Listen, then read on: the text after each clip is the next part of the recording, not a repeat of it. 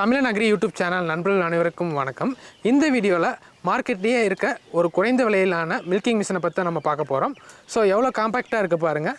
So இந்த milking machine வந்து பார்த்துட்டிங்கன்னா வந்து பேட்டரியில் இயங்கக்கூடியது. சரி வாங்க இதோட ஸ்பெசிஃபிகேஷன் இதோட லைஃப் எல்லாமே பார்த்து தெரிஞ்சுக்கலாம். தமிழ்நாட்டிலேயே வந்து பார்த்தீங்கன்னா ஃபஸ்ட் டைம் இந்த மிஷின் வந்து இவர்கிட்ட மட்டும்தான் அவைலபிளாக இருக்குது. நம்ம சேனலில் பார்க்குறது இந்த காம்பேக்டான மில்கிங் மிஷின் பார்க்குறது ரொம்பவே சந்தோஷமாக இருக்குது. சரி வாங்க இந்த மில்கிங் மிஷினோட ஃபுல் ஸ்பெசிஃபிகேஷன் எவ்வளோ நேரம் வந்து இது பேட்டரி ரன் ஆகும் இதோட A to Z தகவலை கேட்டு தெரிஞ்சுக்கலாம். வாங்க வீடியோக்குள்ளே போகலாம். சார் வணக்கம். வணக்கம் சார். சார் உங்கள் பேர் என்ன, உங்களை பற்றின அறிமுகம் கொடுங்க. சார் என்னோட பேர் லக்ஷ்மி நாராயணன், விஷ்ணு அக்ரோ, கோயம்புத்தூர். சார் உங்கள் நிறுவனத்தில் வந்து பார்த்தீங்கன்னா என்னென்னலாம் பண்ணிட்டு இருக்கீங்க? சார் நாங்கள் மெயினாக பண்ணுறது வந்து பேட்டரி ஆப்ரேட்டட் மில்கிங் மிஷின் பண்ணுறாங்க சார். ஓகே. ஸோ இது வந்து லித்தியம் பேட்டரி ஆப்ரேட்டடுங்க sir. Okay. Portable milking machine 1 to 4 மாட்டுக்கு வந்து பால் கறக்க முடியுங்க.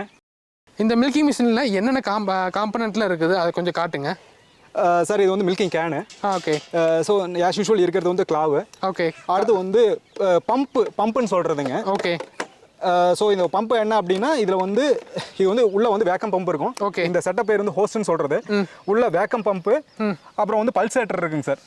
டோட்டலாகவே இது ஒரு 400 to 500 கிராம் தான் வர மாதிரி இருக்குது. அவ்வளோதான் சார் வரும். லெஸ் தென் 1 kg தான் வருங்க. ஸோ இது ஆஸ் யூஷுவல் எல்லா மில்கிங் மிஷின் மாதிரி தானேங்க. ஓகே. இது பல்சேட்டர் டைப் தான். சில மிஷின் வந்து உறிஞ்சிருன்னு சொல்லுவாங்க, அது மாதிரி இல்லைங்க. இது வந்து பல்சேஷன். இந்த மிஷினில் வந்து பல்சேஷன் ஸ்பெசிலிட்டியாக இப்போ பல்சேட்டர் டைப் தான் இதுவும். பல்சேட்டர் டைப் தாங்க. சார் இவ்வளோ காம்பேக்டான மில்கிங் மிஷினில் எப்படி மாட்டுக்கு பால் கறக்க முடியும்? ஏன்னா இதுக்கு இருக்கிற மில்கிங் மிஷின் எல்லாமே வந்து பார்த்துட்டிங்கன்னா வேக்கமாக இருக்கட்டும் எதாக இருக்கட்டும் எல்லாமே ஹெவியாக இருக்குது, மோட்ரு ஹெவியாக இருக்குது. நீங்கள் பேட்டரியில் வச்சுருக்கீங்க. ஸோ மோட்டர் கொடுக்குற அதே வேக்கம் வந்து பார்த்தீங்கன்னா இது எப்படி வந்து கொடுக்கும்? அது வந்து பெரிய மிஷின் சார். அதனோட ப்ரெஷர் வந்து ஒரு 700 LPM அந்த ரேஞ்சில் ஆப்ரேட் ஆகுறதுங்க. இதனோட ப்ரெஷர் வந்து 40 to 50 kPa அந்த ரேஞ்சில் ப்ரெஷர் ஆப்ரேட் ஆகுறதுங்க. எல்லா மில்கிங் மிஷினோட பிரின்சிபல் வந்து வேக்கம் பிரின்சிபல் தாங்க. ஸோ பிரின்சிபல் சேம்னால வந்து நீங்கள் எந்த மில்கிங் மிஷின் போட்டாலும் நம்ம வந்து மாட்டில் வந்து பால் கறக்க முடியுங்க. ஒன்லி வந்து சைஸ் வைஸ் சின்னதுங்க. இப்போ வந்து இந்த மிஷின்லேயே வந்து நீங்கள் வந்து 1 to 4 மாடு வந்து ஈஸியாக வந்து பால் கறக்க முடியுங்க. Okay sir. ஒரு மாடு பால் கறந்து முடிக்க எவ்வளோ நேரம் ஆகும்? ஸோ ரஃபாக வந்து ஒரு 5 to 8 நிமிஷம் ஆகுங்க. ஓகே. ஒரு பால் வந்து ஒரு 7 to 8 லிட்டர் கறக்க முடியுங்க. ஓகே சரிங்க சார். இதை வச்சு மாட்டுக்கு வந்து பால் கறந்து காட்டுங்க. அப்படியே பேட்டரி எவ்வளோ நேரம் லைஃப் வரும், எவ்வளோ நேரம் வரை தொடர்ந்து யூஸ் பண்ணலாம்? சார் இது லித்தியம் பேட்டரி ஆப்ரேட்டடுங்க. லித்தியம் பேட்டரி ஆப்ரேட்டர் இதில் வந்து எப்பயுமே லித்தியம் பேட்டரியோட லைஃப் வந்து இன் டர்ம்ஸ் ஆஃப் சைக்கிள் தான் சொல்லுவாங்க. இதோட லைஃப் சைக்கிள் பார்த்தீங்கன்னா 500 லைஃப் சைக்கிளுங்க. ஒரு லைஃப் சைக்கிள்ங்கிறது ஒரு பேட்டரி ஒரு டைம் சார்ஜ் பண்ணிட்டு டிஸ்சார்ஜ் பண்ண ஒரு லைஃப் சைக்கிளுங்க. இது மாதிரி ஒரு 500 டைம்ஸ் யூஸ் பண்ணிக்க முடியுங்க சார். Okay sir. பேட்டரி வந்து எவ்வளோ நேரம் வந்து சார்ஜ் நிற்கும்? சார் இது கண்டினியூஸாக ஆப்ரேட் பண்ணோம்னா இதனோட பேக்கப் டைம் வந்து 3 hour கண்டினியூஸ் பேக்கப்புங்க. ஓகே. ஸோ ரஃபாக நம்ம வந்து ஒரு மாட்டை வந்து பால் கறந்துட்டோம்னா ஒரு 5 to 10 மேக்ஸிமம் 10 minutes தான் வந்து கறக்க முடியுங்க. ஓகே. ஸோ நீங்கள் கண்டினியூஸாக 4 மாடு கறக்கலாம் போது ரஃபாக வந்து ஒரு 40 நிமிஷங்க. ஒரு மாட்டுக்கு 10 நிமிஷம் வச்சுக்கிட்டா கூட அதிகபட்சம் 10 நிமிஷம் வச்சு 40 நிமிஷங்க. 4 மாட்டுக்கு 40 நிமிஷம் ரஃபாக ஒரு மாட்டு கறக்குறீங்கன்னா ஒரு 6 to 7 days இதை யூஸ் பண்ண முடியுங்க. Okay. Okay sir. Milking can வந்து எத்தனை லிட்டர் கெப்பாசிட்டி? ஸோ என்னோட மில்கிங் கேன் வந்து 10 லிட்டர் கெப்பாசிட்டிங்க சார். Okay sir. சார் இப்போ வந்து ஒரு மாட்டுக்கு கனெக்ட் பண்ணி அதாவது ஒரு மாட்டுக்கு பால் கறந்து காட்டுங்க இப்போ. பண்ணி காமிக்கிறேங்க sir. Okay sir as usual எல்லா மிஷினில் இருக்க மாதிரி தான் ஃபஸ்ட்டு வந்து கேனை க்ளீன் பண்ணி வச்சுக்கிட்டு கேனை வந்து இந்த லிட்டை வந்து கனெக்ட் பண்ணிடணுங்க. மூடியை கனெக்ட் பண்ணிவிட்டு லிட்டை வந்து லாக் பண்ணிவிட்டு ஃபஸ்ட் லிட்டை லாக் பண்ணிடுங்க சார். என்ன ரீசன்னா வந்து உள்ளே வந்து நம்ம வேக்கத்தை மெயின்டைன் பண்ணணும். ஸோ அதுக்காக வந்து லிட்டை வந்து க்ளோஸாக உள்ள ஏர் டைட்டில் வந்து லாக் பண்ணிடுங்க சார். ஓகே. ஸோ அடுத்து வந்து இந்த பேட்டரி இருக்குங்க. லித்தியம் பேட்டரி வந்து இந்த ஹோஸ்ட் மிஷினில் பம்பில் வந்து கனெக்ட் பண்ணிடுங்க சார். கனெக்ட் பண்ணிவிட்டு அவ்வளோதாங்க. அதுக்கப்புறம் வந்து இந்த வேல்வ் வந்து க்ளோஸ் பண்ணி வச்சிருந்துங்க. ஏன்னா அப்போ தான் வந்து வேக்கத்தை வந்து அரெஸ்ட் பண்ண முடியுங்க. வேல்வ் க்ளோஸ் பண்ணிவிட்டு அதுக்கப்புறம் வந்து கறக்க ஆரம்பிச்சிடலாங்க. வந்து இந்த கிளாவ் வந்து மாட்டில் மாட்டி பால் கறக்க ஆரம்பிச்சிடலாங்க சார். ஓகே. ப்ரோ இப்போ வந்து பார்த்துட்டிங்கன்னா வந்து பேட்டரி கனெக்ட் பண்ணிட்டீங்களா? ஸோ இதில் இன்னொரு கூடுதல் அட்வான்டேஜ் என்னென்னா இந்த மில்கிங் மிஷினில் ஒருவேளை வந்து நீங்கள் தோட்டத்தில் வந்து மாடு வளர்த்துறீங்க, அங்கே கரண்ட் வசதி இல்லை பால் மில்கிங் மிஷின் கனெக்ட் பண்ணுறதுக்கு 1-2 மாடு வளர்த்துறீங்கன்னா பேட்டரி நீங்கள் வீட்டுக்கு எடுத்துகிட்டு போய் சார்ஜ் போட்டு வந்துடலாம். சார் பால் கறக்கிறதுக்கு முன்னாடி வேக்கம் பால் வந்து க்ளோஸ் பண்ணி வச்சுருங்க. க்ளோஸ் பண்ணிவிட்டு ஒவ்வொரு க்ளோவாக எடுத்து உள்ளே மாட்டி விட்டு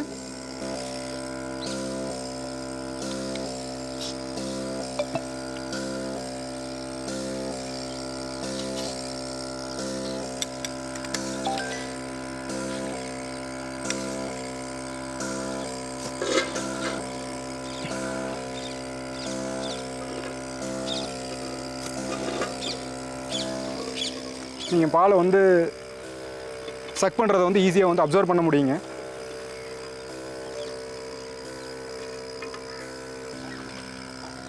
நீங்கள் ஹோஸ்ட்டில் வந்து நீங்கள் வந்து ப்ரெஷர் எவ்வளோ வேணாலும் அட்ஜஸ்ட் பண்ணிக்க முடியுங்க.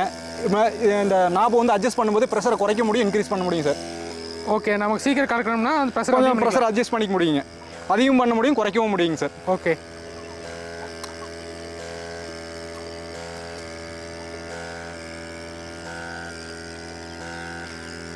பெரிய மிஷினில் வந்து ப்ரெஷர் அதிகமாக இருந்ததுன்னா அந்த காம்பு வந்து செவந்து போயிருங்க சார். ஓகே. ஸோ இதில் அந்த மாதிரி வந்து எந்த இஷ்யூ இருக்காது. காம்பை வந்து எந்த வகையிலும் அஃபெக்ட் ஆகாதுங்க சார். ஓகே. அதனால் அதனோட ப்ரெஷர்லாம் பார்த்தீங்கன்னு வச்சுக்கோங்க 200 LPM per மினிட்டுங்க. அப்புறம் ஆப்ரேட்டிங் ப்ரெஷர் அதிகம்.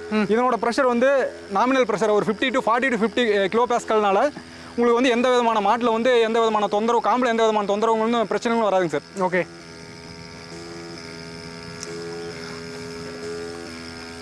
ஸோ பால் வந்து பார்த்துட்டிங்கன்னா வந்து டியூப்பில் வரது உங்களுக்கு தெரியும்னு நினைக்கிறேன். ஸோ நாலுலேயுமே வந்து பார்த்துட்டிங்கன்னா வந்து பால் வந்துகிட்டு இருக்கு. பால் கறந்து முடிச்ச உடனே இந்த டியூப்பில் பார்த்தீங்கன்னா வந்து பால் இப்போ வந்து ஃப்ளோ ஆகிறது வந்து உங்களுக்கு விசிபிளாக தெரியுங்க. இந்த ஃப்ளோ நின்று போச்சுங்க. ஸோ ஆட்டோமேட்டிக்காக வந்து நீங்கள் வந்து ஒரு கிளாவ் வந்து ஆட்டோமேட்டிக்காக ரிமூவ் பண்ண முடியுங்க. இப்படி ரிமூவ் பண்ணி விடலாம். ஒரு கிளாவை வந்து இப்படி ரிமூவ் பண்ணிட்டீங்கன்னா ஆட்டோமேட்டிக்காக பூரா வேக்கம் வந்து ரிலீஸ் ஆயிருங்க சார். ஸோ ஆட்டோமேட்டிக்காக கிளாவ் வந்து ரிலீஸ் ஆயிருங்க. ஓகே, இப்போ கேனட் திறந்து காட்டுங்க.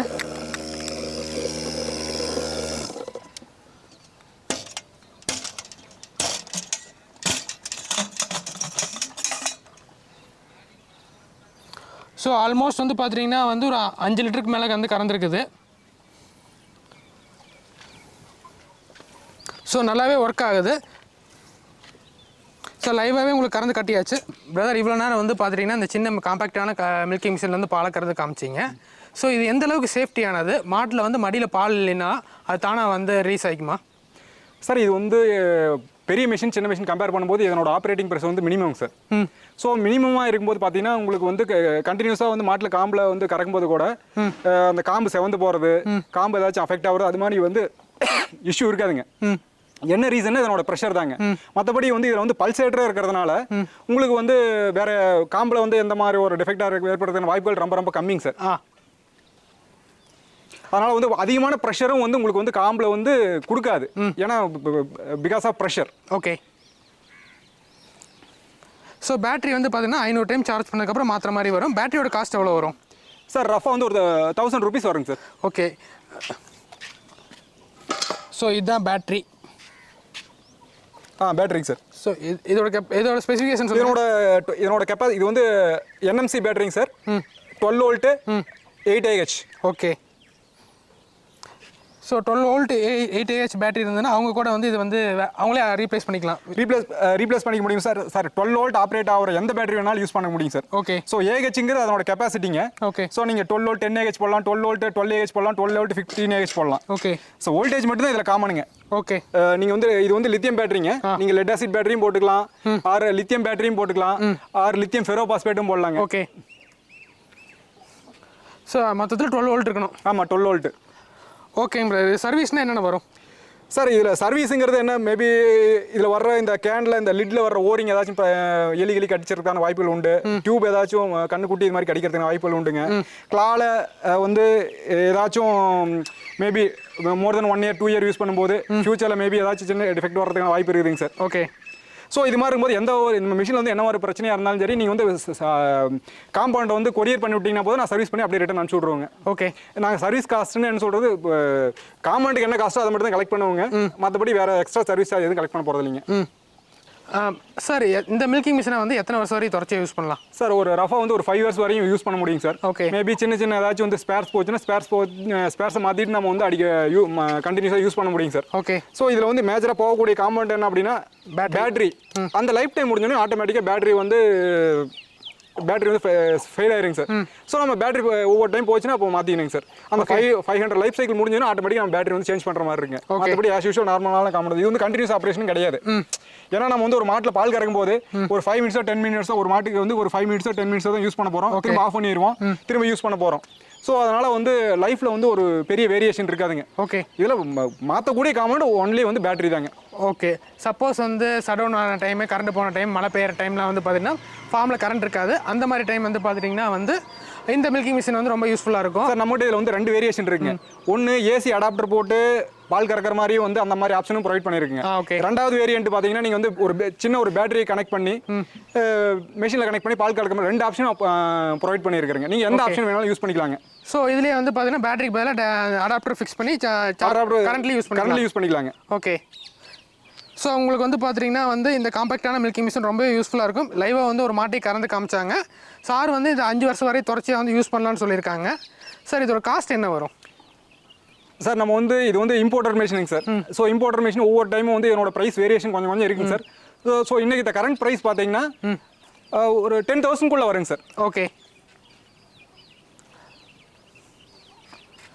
ஓகே சார், இது வாங்குற மாதிரி இருந்தால் எப்படி கான்டாக்ட் பண்ணுறது, எப்படி வந்து சென்ட் பண்ணுவீங்க, அதை பற்றி கொஞ்சம் சொல்லுங்கள் மக்களுக்கு அனுப்பிச்சு. நம்ம எல்லா டீட்டெயிலும் வந்து சேனலில் வந்து ப்ரொவைட் பண்ணியிருக்கீங்க. நீங்கள் வந்து டேரெக்டாக கான்டாக்ட் பண்ணிங்கன்னா நாங்கள் கொரியர் மூலமாகவோ ஆர் பார்சல் மூலமாகவோ வந்து சென்ட் பண்ணி விட்ருவோங்க. ஓகே சார், இதில் வாரண்ட்டி வந்து என்னென்ன கிளைம் ஆகும்? வாரண்ட்டி இருக்கா இந்த மில்கிங் மிஷினுக்கு? சார் வாரண்டின்னு பார்த்தீங்கன்னா இது வந்து மெயினாக வந்து ப்ரொவைட் பண்ணுற வாரண்டி இது வந்து host machine, at means vacuum pump. Okay. ரெண்டாவது வந்து பேட்டரிங்க சார்.